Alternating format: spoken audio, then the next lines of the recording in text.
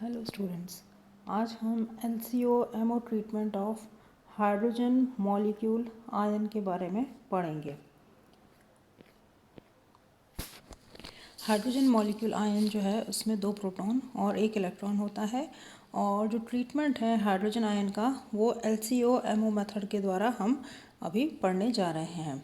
अब यहाँ हम मानते हैं कि एक suppose hydrogen molecule H2 plus is formed from 2 hydrogen atoms HA and HB। ये देखिए, ये चित्र यहाँ पर दिया गया है, ये देखिए।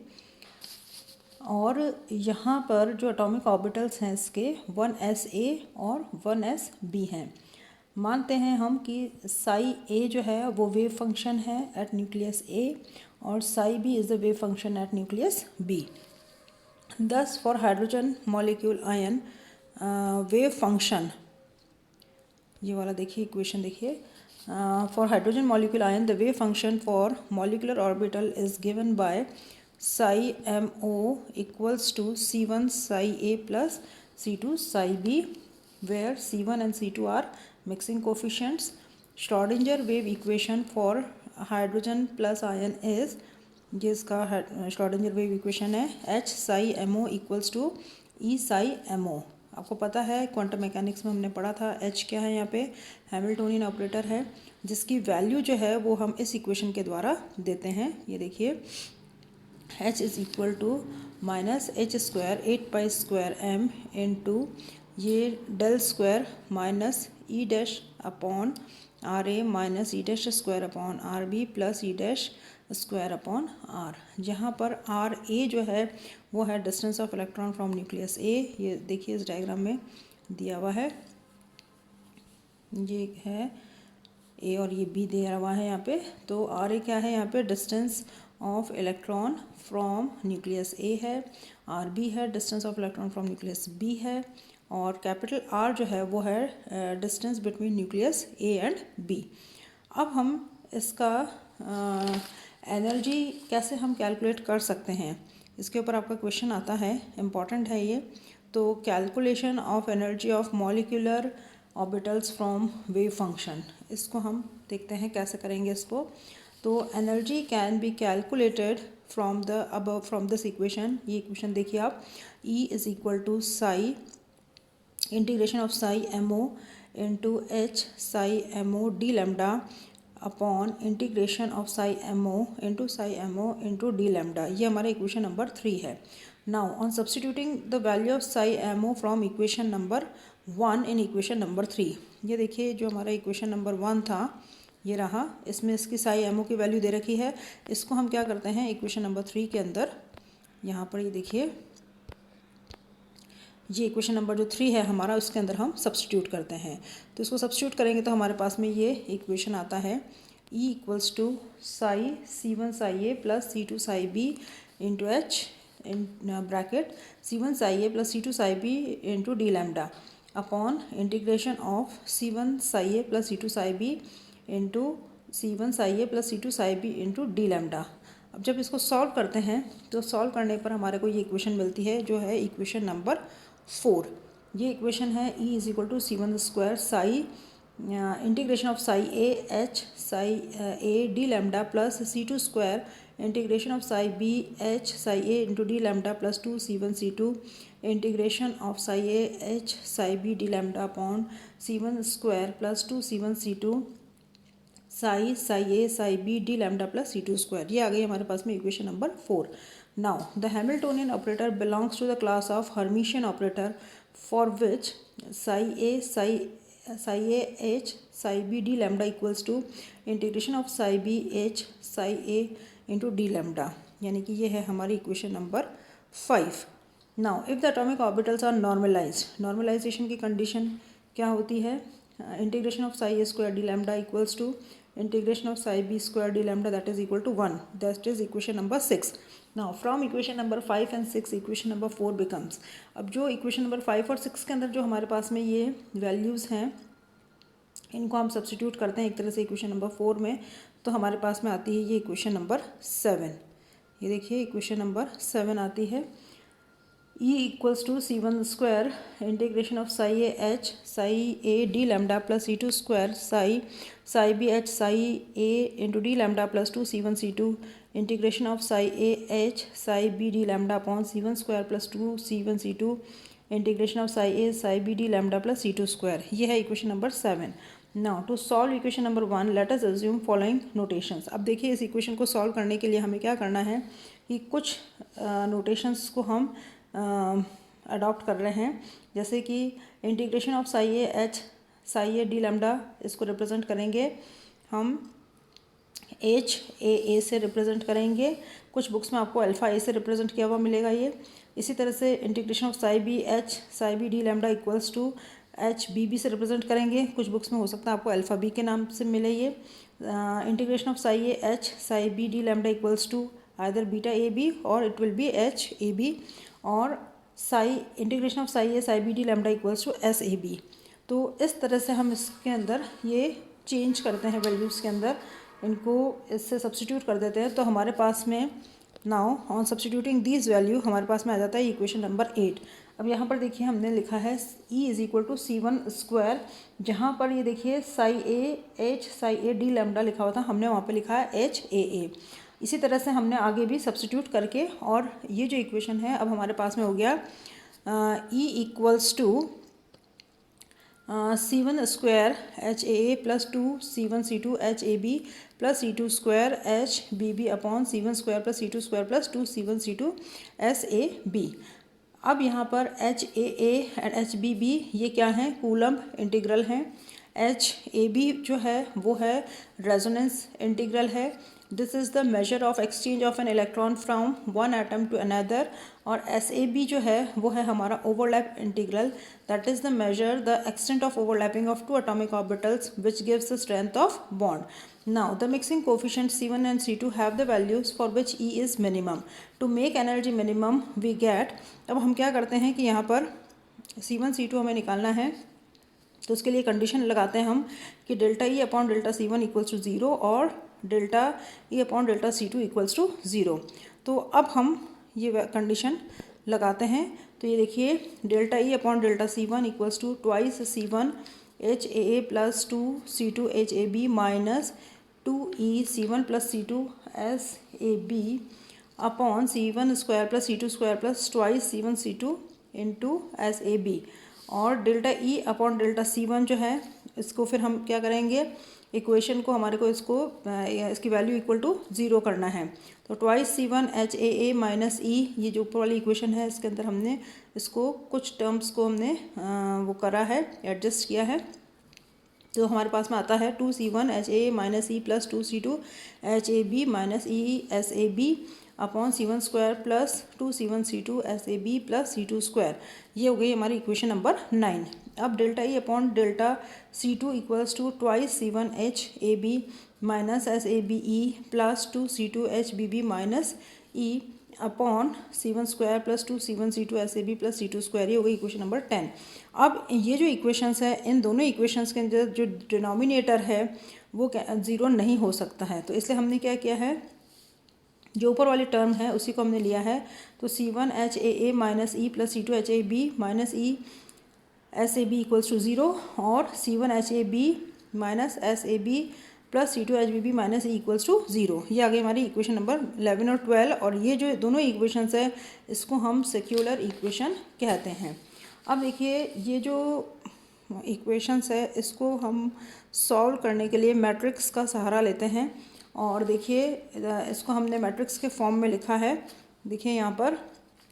तो H A minus E H A B minus E S A B H A B minus E S A B और H B B minus E, और C1 अपॉन C2 ये हमने अलग रखा है और that is equal to 0। Now to solve the above equation considering C1 and C2 is not equal to 0। C1 और C2 जो है इनकी वैल्यू 0 नहीं हो सकती है, तो we must set the determinant of the coefficient equal to 0। तो ये जो हमारे जो डिटर्मिनेंट जो हमने लिखे हुए हैं इसके अगर हम इसको मानते हैं कि इसको अगर 0 के बराबर रखें, जैसे कि आपको ये देख लीजिए, ये है H A minus E into H A B minus E S A B H A B minus E SAB और HBB minus E that is equal to 0, जो हमारा इक्वेशन नंबर है 14, है ना। तो for hydrogen molecule ion both the mixed atomic orbitals are identical, so HAA is equal to HAB, thus equation 14 has the solution. अब यहाँ पर हमने ये माना है कि HAA जो है वो HAB के बराबर हो गया, तो अब हम इसको कैलकुलेट कर सकते हैं कि HAA minus E whole square is equal to HAB minus ESAB whole square, जो कि हमारा इक्वेशन नंबर 15, और HAA minus E is equal to plus minus HAB minus ESAB, ये इक्वेशन नंबर हमारा 16 हो गया ये। Now two solutions are for equation number 15 are, जो हमारा इक्वेशन 15 है इसके दो सॉल्यूशन हम इस तरह से दे सकते हैं कि ES जो है वो क्या हो सकता है, E plus that is equal to E1 is equal to HAA plus HAB upon 1 plus SAB, और EA जो है that is equal to E minus that is equal to E2 that is equal to HAA minus HAB 1 upon SAB, where ES is equal to E plus that is equal to E1 and EA is equal to E2 that is equal to E minus। अब ये जो है यहाँ पर जो SES जो है वो सिमेट्रिकल एनर्जी लेवल है, और जो EA है वो एंटी सिमेट्रिकल एनर्जी लेवल को रिप्रेजेंट करता है। तो ये तो हमने अभी सिर्फ एनर्जी का ही कैलकुलेशन करा है। अब ये जो एनर्जी का कैलकुलेशन है इसके आगे हमें ये देखिए, इसके आगे हम इसको ये करते हैं, अब हम करेंगे वेव फंक्शन की कैलकुलेशन, क्योंकि बिना वेव फंक्शन की कैलकुलेशन के ये जो डेरिवेशन है ये इनकम्प्लीट होता है। तो आपका जो क्वेश्चन आता है उसके अंदर आपको पूरा पूछा जाता है कि how will you calculate molecular orbital wave functions and energy of hydrogen molecule ion with LCO-MO treatment. तो उसके अंदर आपको ये पूरा लिखना है। तो यहाँ तक तो सिर्फ ये एनर्जी का कैलकुलेशन हुआ है कि एनर्जी लेवल्स जो हैं वो हम किस तरह से एनर्जी को कैलकुलेट कर सकते हैं। अब इसके आगे हम यहाँ पे पढ़ते हैं मॉलिक्यूलर ऑर्बिटल वेव फंक्शन। ये देखिए मॉलिक्यूलर ऑर्बिटल वेव फंक्शन। अब जो हमारा इक्वेशन नंबर 11 था, तो इक्वेशन नंबर 11 क्या था हमारा, ये वाला था C1HAA minus E plus C2HAB minus ESAB equals to 0।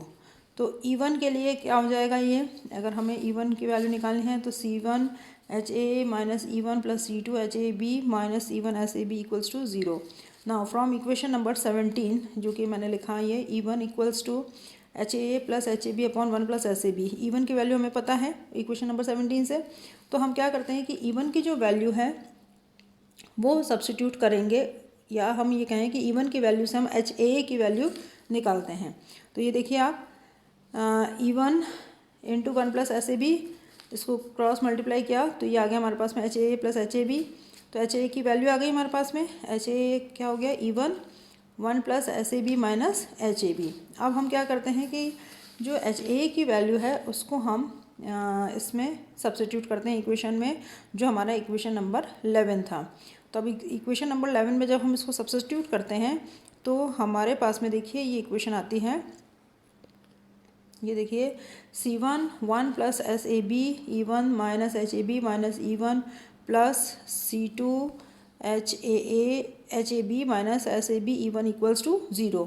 अब इसको हम सॉल्व करते हैं और रीअरेंज करेंगे, यानी कि ब्रैकेट्स खोलेंगे और उसको सॉल्व करेंगे तो हमारे पास में ये इक्वेशन आती है C1 SAB E1 minus HAB minus C2 SAB E1 minus HAB equals to 0।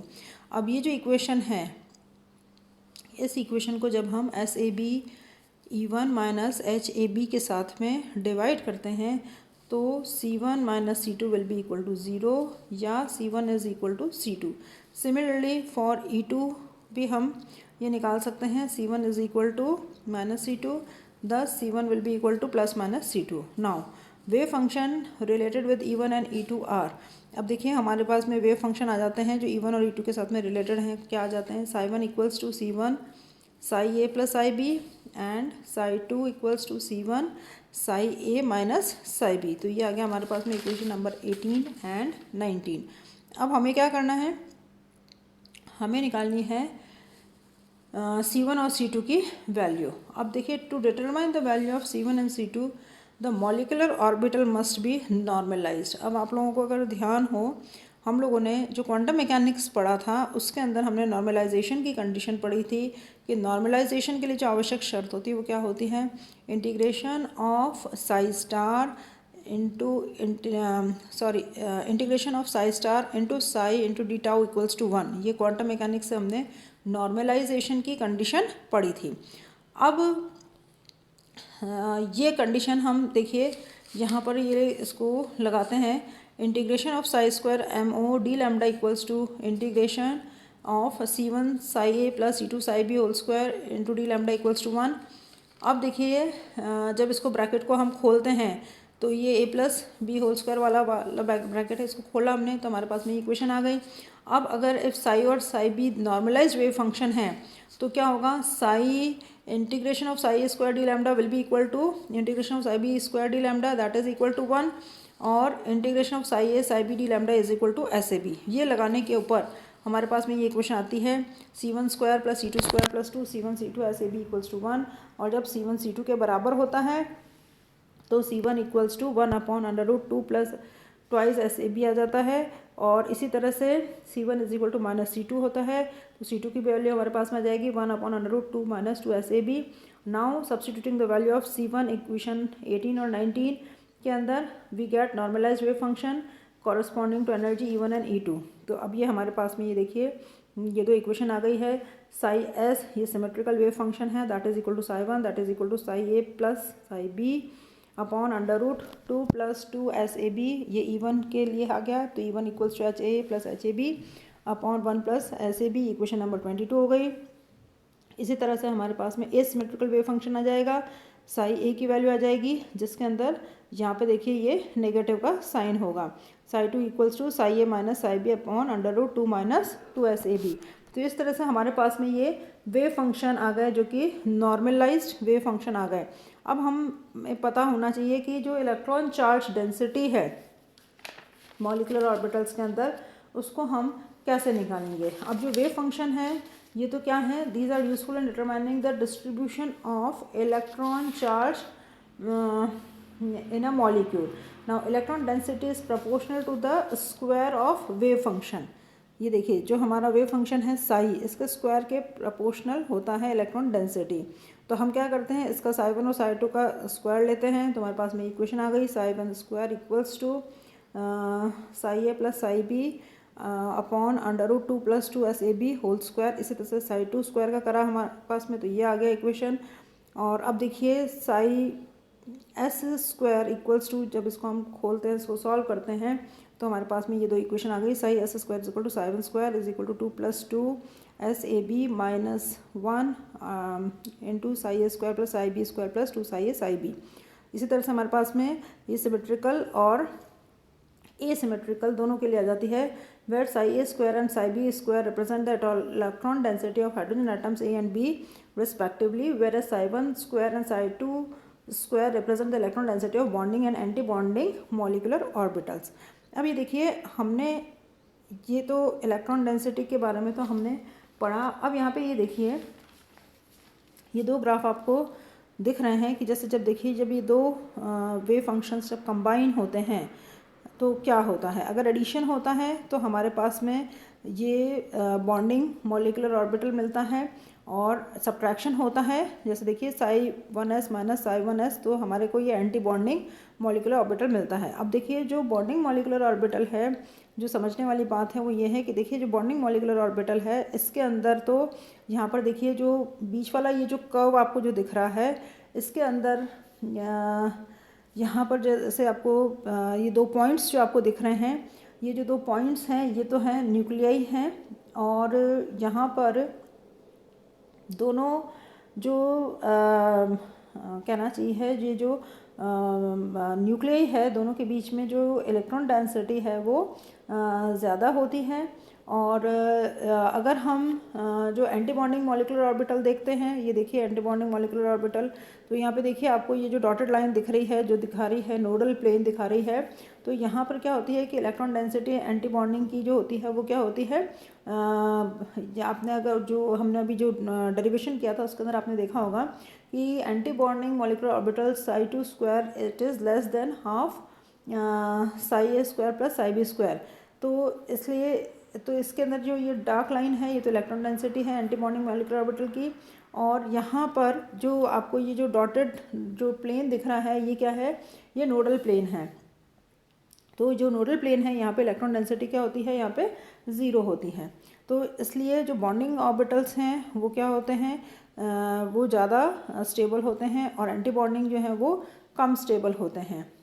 तो इस तरह से ये इनके जो है डायग्राम्स हैं। अब देखिए जो एंटी बॉन्डिंग ऑर्बिटल और मॉलिक्यूलर ऑर्बिटल की जो एंटी बॉन्डिंग और बॉन्डिंग ऑर्बिटल्स हैं इसके बीच के अंदर भी आप लोगों को डिफरेंसेस पूछे जा सकते हैं। तो इस तरह से हम डिफरेंसेस को कर सकते हैं कि bonding orbital these are form by overlap of atomic orbitals, anti bonding by subtraction overlap of atomic orbital. Wave function अभी हमने बात करी थी, psi A plus psi B होता है, उसमें psi A minus psi B होता है, और इसमें सेम साइंस होते हैं, इसमें डिफरेंट साइंस होते हैं बॉन्डिंग ऑर्बिटल्स के।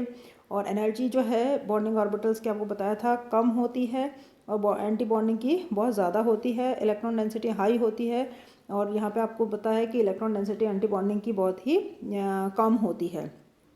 तो इस तरह से ये आपका पूरा एक कंप्लीट क्वेश्चन होता है। इसमें आपको कम से कम 2 या 3 तरह से आपको क्वेश्चन पूछे जा सकते हैं। आपको differences between bonding anti bonding पूछा जा सकता है, आपको पूरा डेरिवेशन पूछा जा सकता है। तो यहाँ पर आपका ये molecular treatment of hydrogen ion जो है ये ख़त्म होता है। Thank you.